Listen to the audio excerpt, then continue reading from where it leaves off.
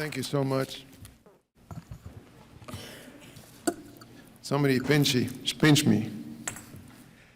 Ladies and gentlemen, members and guests, it's indeed one of the highest honors of my professional career to serve as the president of the Western Surgical Association. I'd like to thank Dr. John Russell for his kind introduction. I don't deserve it. My parents would have been very proud to see me today as I stand before you. The Western Surgical is one of my favorite groups to belong to because of the diversity of its members, the collegiality of the interactions, and the inclusiveness of the social gatherings, and especially the beautiful venues we use to convene this conference. As you know, I trained in Denver, Colorado, and you can see here some of my mentors, and my first job was at Loyola in Chicago. I learned about the Western Surgical Association from colleagues and bosses. There are many Chicagoans who regularly attend this meeting, and several who served in various leadership roles in this organization. They encouraged me to join, and in the last 2 decades, I have attended, as you heard, all the meetings except for one. As a new member, I presented a paper and was fortunate to get the J. Bradley Oust Award that year. Subsequently, I was asked to serve as a district representative and became involved in the inner workings of the association. This is a great organization, and I invite you to keep it vibrant and fresh by recommending membership to your partners and colleagues. As you heard from Dr. Brazel earlier, this year we have 21 new members who were voted in, and I'm happy to say that more than half of them were women. This year, 2019, is the 100th anniversary of the ratification of the 19th Amendment, which gives women the right to vote. The suffragist movement had started in the early 19th century, lobbying and fighting for the right of women to vote in the United States. I've never understood why women were excluded from voting or participating in running this country. After all, we all have mothers and grandmothers who shared the burden of raising the family. Since the earliest recorded history of humanity, in ancient Egypt, there were strong visionary queens who ruled, like Hatshepsut and Cleopatra. And of course, in modern times, we had strong leaders like Prime Minister Golda Meir and Margaret Thatcher. But when you look at the CEOs in the United States, Mary Barra was the first woman to be the GM, General Motors CEO. Unfortunately, things are not much different in surgery. For years, surgery was a profession dominated by white men. In fact, you can see in this picture of the founders of the American Board of Surgery in 1937. Similarly, the founders of the American College of Surgeons and the other surgical societies of the time were all men. This is understandable since at the time there were very few women or minorities in medical schools. However, over the years, this association has also become more progressive and has started to nominate more women, as you heard earlier. Dr. Amy Lou Rothhammer, unfortunately, is the only woman president of this association in the year 2000. Hopefully, this trend will change. From this slide, you see that more than half the matriculants in medical schools are women. In fact, the AAMC data shows that last year, 52% were women. More and more women are assuming leadership positions in surgery. I counted 21 chairs out of 191 departments, so just about 11% of chairs are women. The American Board of Surgery selected a woman to be the president and CEO. If you look at this picture, the board looks a little bit different from what I showed you earlier. In some of the surgical specialties, such as orthopedics and cardiac surgery, there's a paucity of board-certified surgeons who are women. These groups have taken deliberate steps to increase the recruitment of women students and residents and have made deliberate efforts to recruit more trainees in these specialties because they understood the importance of diversity and inclusion of women. We need to redouble our efforts at the medical school level to attract the best and the brightest to our field. This applies to surgery and all the surgical subspecialties. You see here that from this article that Caprice Greenberg wrote a few years back, that the percent of women in surgical specialties varies differently. And it's very low in cardiothoracic surgery and neurosurgery. In orthopedic surgery, it's only 5%. These are our trainees from the last 15 years. These were the fellows, and these were our residents in the last 5 years. The idea of recruiting more women in surgery to join our departments or groups also extends to other underrepresented minorities, Asians, Hispanics, and Blacks. As you may know, there are surgical societies such as the Association of Women Surgeons, the Society of Black Academic Surgeons, the Society of Asian Academic Surgeons, that were started because some of these underrepresented minorities had no clear path to participate in societies, and even in some cases were deliberately excluded from such organizations.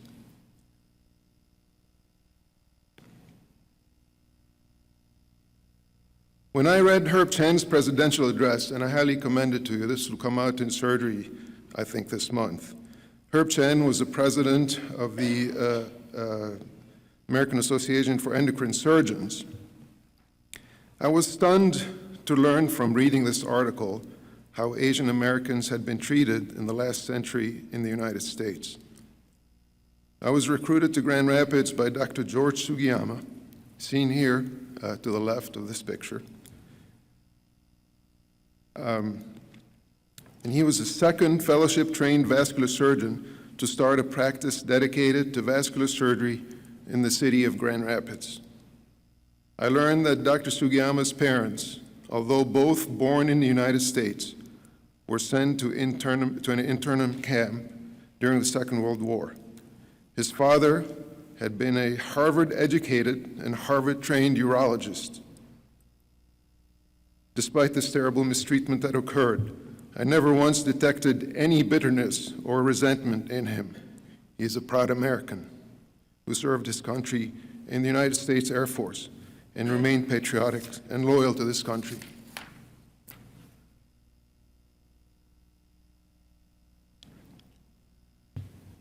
Sexual harassment and abuse cannot be tolerated, whether it's coworkers, students, or patients. I was shocked when one of my partners related to me stories about how she was treated as a resident and fellow by some of my colleagues in the hospital. I didn't want to believe her. This last year, it seems like every time our university was in the news, it was to report the evil actions of one man who succeeded in abusing dozens of students and athletes on and off campus. The sadness and shame that have come from one person's action and his superiors who chose to look the other way are a dark chapter in the history of our institution, and it will take years to heal from it. This type of behavior should never happen, should not be tolerated anywhere. More importantly, you cannot remain silent or look the other way, no matter how uncomfortable it is. This is a statement from the American College of Surgeons. This last week, if you're watching the news, there have been men and women who are deeply patriotic and have served in the armed forces and put themselves in harm's way, who spoke up and when they saw something that didn't seem right. As thought leaders in our society, surgeons, we should always do the right thing, even when uncomfortable. Our students, residents, and fellows, as well as our colleagues, have to be culturally competent. We should condemn discrimination, microaggression, and any form of abuse in our departments or training programs. Some of you may have seen this leading article in the New England Journal of Medicine this week. The senior author here is Carl Villamoria from Northwestern, who's famous for starting and writing about the first trial. This week's paper was based on a survey conducted during the annual ABSITE exam last year. It included 7,400 general surgery trainees. The paper confirms that there was sexual and racial discrimination, that nearly a third reported verbal or physical abuse, and 10% reported sexual abuse. As you know, the prevalence of this unacceptable behavior in the workplace leads to burnout, which leads to alcohol and substance abuse. Inevitably, this will affect patient care because of errors and mistakes. Most concerning of all, burnout leads to suicidal ideation. Ladies and gentlemen, this is a real phenomenon. It is not theoretical. I lost a partner to suicide. This is very uncomfortable for me to discuss, but we are never going to solve this problem if we are not aware. If we're not aware of it or dismiss it, we need to bring it out in the open, discuss it, and fix it. We are trained to discuss difficult issues at M&M. We are trained to confront problems. We constantly strive to do better and learn from our mistakes. Shifting gears a little here, there have been many surgical accomplishments in the last 3 decades worthy of mention and that have significantly improved or changed the way we practice medicine. I would like to highlight 3 procedures among many that have transformed the way we do business. These procedures are quite common and are being performed thousands of times every year.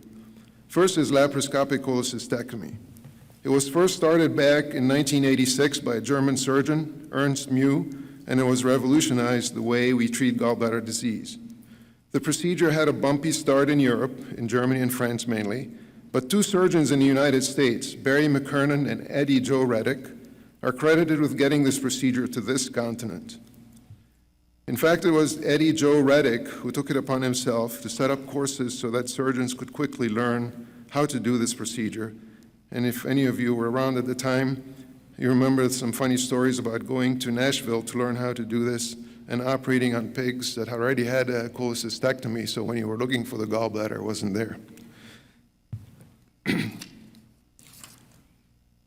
The second procedure I'd like to highlight is endovascular aortic aneurysm repair. Today, almost 80% of abdominal aortic aneurysm repairs are done endovascularly. You see from this graph that there's the lines crossed somewhere here where there are more endovascular procedures done than open procedures. So over the last 20 years, we are not doing as many open operations. The FDA approved endovascular aortic aneurysm repair in 1999, and since then, for the last 20 years, it's been constantly going up. You see the same trend in cardiac surgery.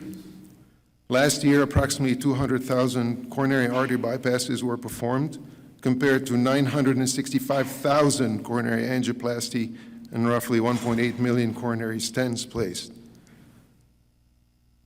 This is a picture of the other procedure, TAVR, that I will discuss. As with laparoscopic cholecystectomy and EVAR, patients nearly always choose a minimally invasive procedure over a more invasive traditional open procedure, even though the durability may not be as good. In 2017, it was the first time that TAVR surpassed open aortic valve replacement as the most common operation for aortic valve disease. You can see here. TAVR, just like EVAR, started as a procedure for high-risk patients, and now it is becoming the standard of care for any patient, high risk or not. There were 156 centers in the United States performing TAVR in 2012, and now there are nearly 600 centers that are offering this procedure to patients. The obvious conclusion is that minimally invasive procedures, whether it's for general surgery, vascular surgery, or cardiothoracic surgery, as well as many other specialties, is here to stay and is becoming the favorite option for patients and surgeons. One can be cynical and say that this is all driven by industry. However, the facts are that the minimally invasive procedures, in most cases, though more expensive, compare favorably to older standard open procedures. Of course, this has huge implications on how we train our future generation of surgeons. In the Vascular Surgery Board, we became alarmed when we detected a trend that some of the graduating trainees from fellowships and residencies had but a handful of open aortic operations. It forced us to redefine what it means to be a board-certified vascular surgeon. This is a picture of Jack Wiley and his board certificate. I don't know if you can see this in the back, but his certificate number is 1.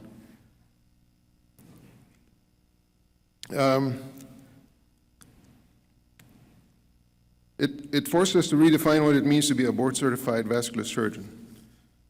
Just last week at the college, Dr. Tyler Hughes co-moderated a town hall on gallbladder disease. More than 80% of the surgeons in the audience were uncomfortable performing a common bile duct exploration. Surgeons much preferred to refer patients who have an ERCP done by gastroenterologists. We will have to adjust, adapt, so we can continue to have competent surgeons in all specialties and able to treat the surgical disease by choosing the best option for the patient.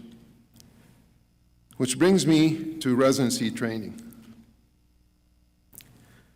General surgery training programs are largely and structurally the same as they were over 100 years ago when William Stewart Halstead first started the surgery residency program at Johns Hopkins.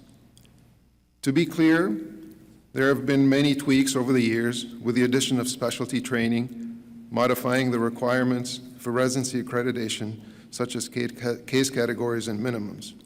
However, the goal of the surgery residency is still the same, which is to turn out a competent surgeon able to function independently. Since Halstead, many things have changed. This is a picture of some of Halstead's residents, including the number and variety of surgical procedures, the intricacies of operations, the complexity of patients.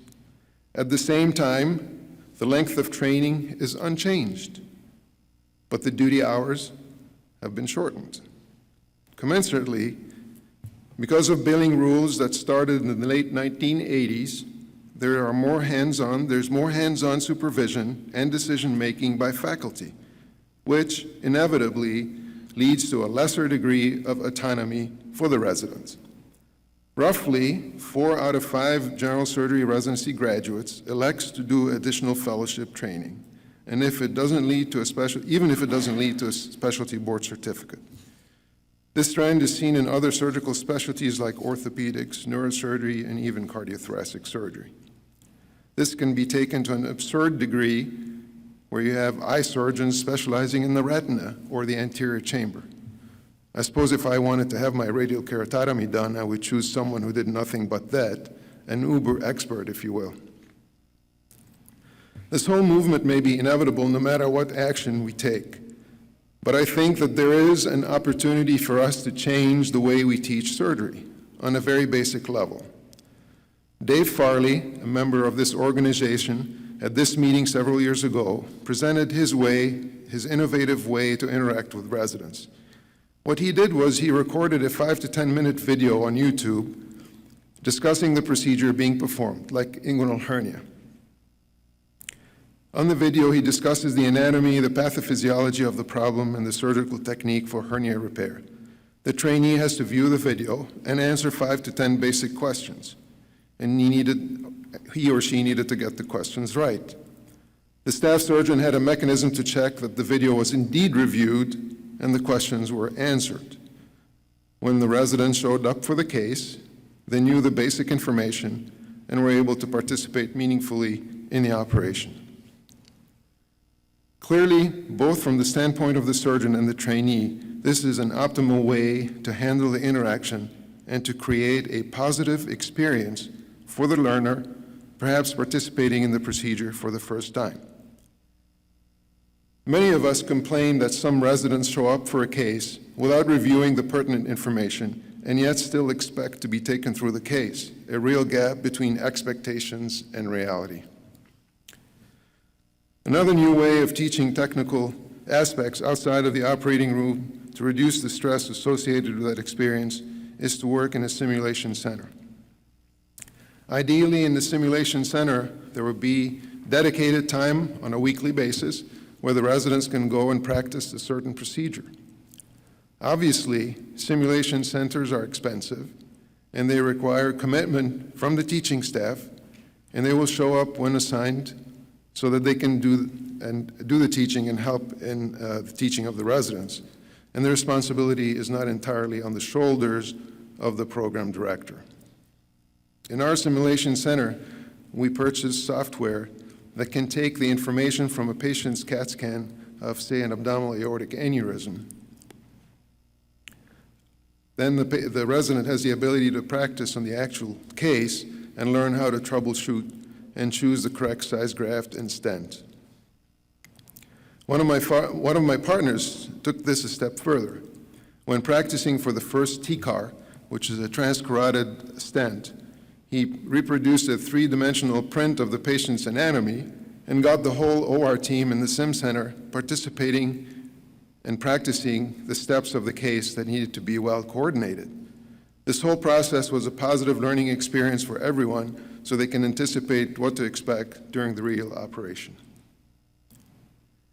Many medical schools are now training programs have adopted the boot camps system. In this type of training, the students or trainees travel to some regional center and spend a few days in a very concentrated learning environment. I've had the pleasure of being invited to New Orleans at LSU and other programs as a faculty member, and I felt it was a positive experience for the learners as well as the faculty. These boot camps are extremely expensive, especially if you use cadavers and other sophisticated simulation equipment. To be successful, the faculty to trainee ratio has to be 1-to-1 or 1.5-to-1. As you can see, it is both resource and personnel intensive, but I think it fills an important gap in our training. In 2016, I went to my first American Board of Surgery meeting. At the time, the biggest and most controversial item on the agenda was discussing entrustable professional activities, or EPAs. EPAs, in a nutshell, are breaking procedures down to certain elements, and if the student or the resident can demonstrate proficiency, you would then sign off on that portion. It is a novel way of evaluating students and residents to see if they are competent in completing a task. The idea is if you sign off on a resident who was able to, say, demonstrate proficiency in performing a central line procedure on a patient, you would sign off on that resident so that they would need minimal assistance or supervision going forward. There are many ideas and suggestions on how to improve residency training. 50 years ago, we figured out how to go to the moon. We should be able to figure out how we can improve on our current residency training program paradigm. I think it's fair to say if you ask the man on the street or anybody involved in healthcare, including physicians, nurses, administrators, or insurers, how they feel about the healthcare system today, you would find that nobody's satisfied. Surgeons must not forget that the healthcare system should be about the patient. Everything else is supposed to be helpful and not a barrier. Our system has become so complicated these days that even when we adopt a good idea, like, say, EHR, to address chronic problems, the way it is implemented ends up with unintended consequences.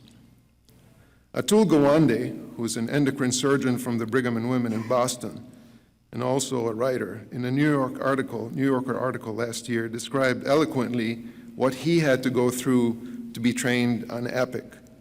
For many of us who use Epic, we remember going through the training but getting frustrated in performing simple tasks, like ordering a lab or e-prescribing.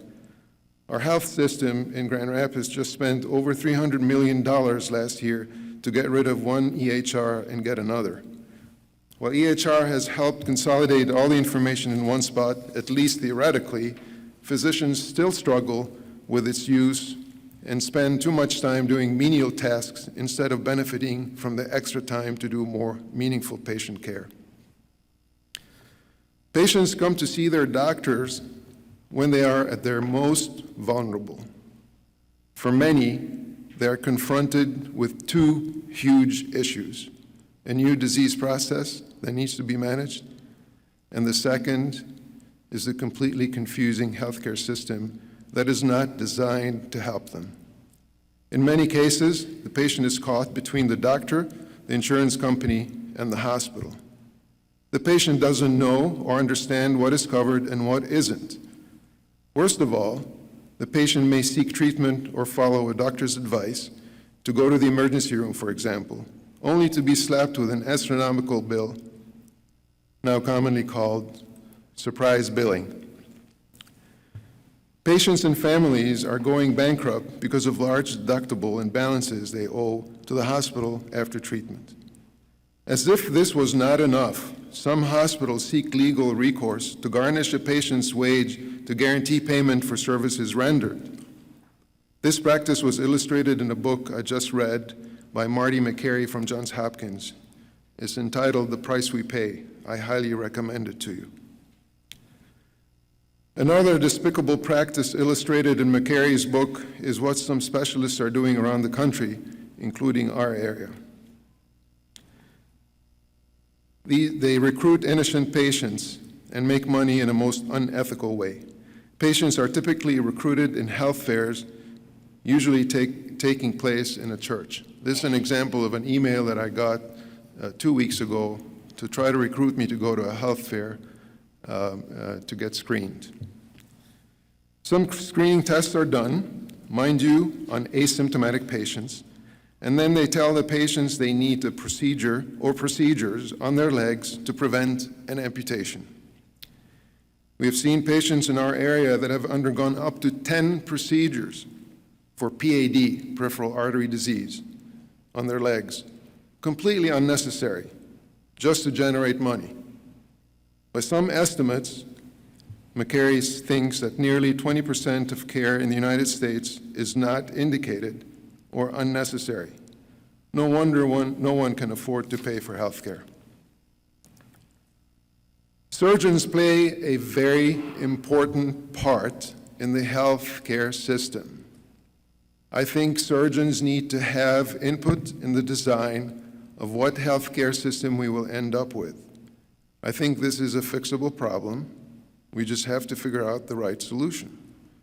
We need to stay involved. We need to shape or reshape healthcare so that we can get things back on track.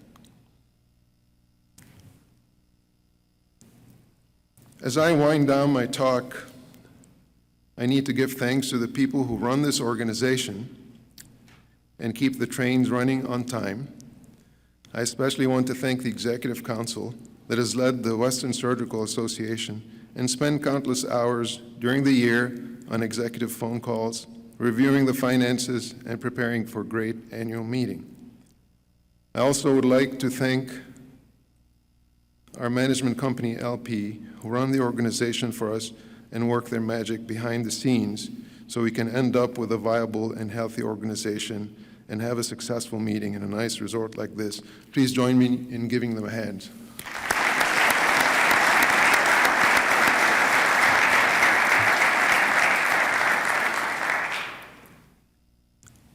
I would like to thank my partners in Grand Rapids who make it fun to come to work and who really have embraced the concept of group practice to its highest level. After many iterations, we think we have finally found a model, the secret sauce, if you will, and a call schedule that seems to fit us best, so we can work hard but also have a balanced life, so important to prevent burnout and stress that would invariably lead to awful things. And last, but certainly not least, I would like to thank my family and my fiancée and life partner, Jenna, who has tolerated me for the last 8 years and always seems to find a smile when things are rough and I feel like the world is closing in on me after a bad day at work. She stood by me with patience and poise, with love and understanding.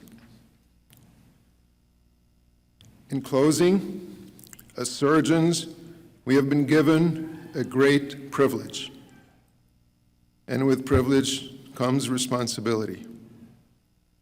We owe it to ourselves, our profession, our society, to set high standards, to maintain excellence, and achieve great outcomes. A lot has been written about leadership, especially in politics and business. Surgeons are natural leaders in medicine, and they lead teams of professionals in treating patients. Students, residents, fellows, and other professionals look up to us. We need to set a good example. We need to have compassion for our patients. We need to treat one another with respect. We need to do what's right. As country singer Tim McGraw said it, and always be humble and kind. I'm here standing before you because more than one person along the way looked at me and decided to give me a chance. The rest was up to me. I'm grateful for that. I hope I haven't disappointed them. Thanks for your kind attention. It was an incredible year. Thank you.